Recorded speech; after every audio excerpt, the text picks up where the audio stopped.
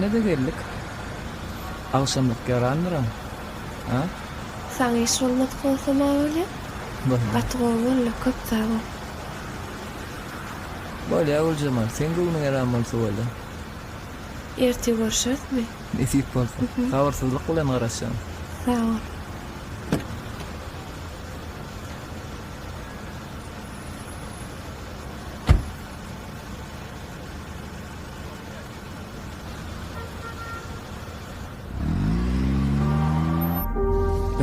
Telefon nerede? Çüğümde dayanam. Durup görmeli boljak. Dur oynana.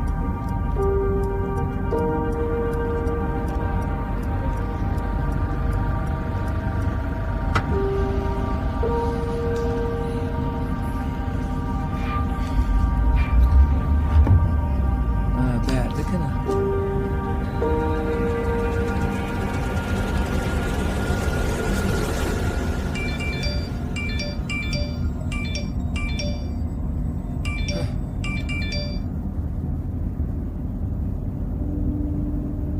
Oğlum, kalkan ağır yatır. Hastaneye alıp gittik. Neredesin? Dost kalkın ağırlaşıp durdu ya. Ecen seni gözlep bana can etti. Ara dedi ya Allah elin o. Ne bolduk? Göreyim. Devlet, oğlum, men katalat etti ya.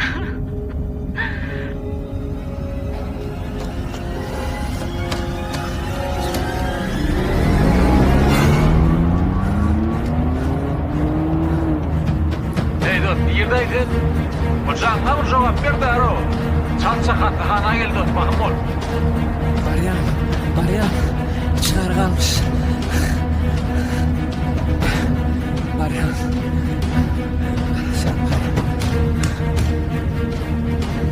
Vah, kalkınca içeydim ben. Bardım ya, gittim.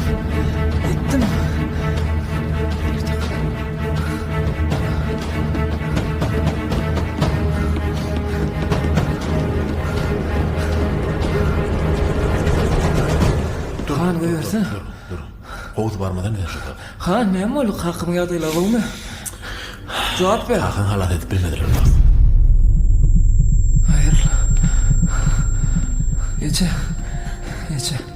Kalkın. Sen nerede oğlum devlet? Nerelerden tepmiyorsun, cevap versen. Kalkan sen neçeler doğruldu? İntep geçtin sen. Men sana neçeler zan ettim.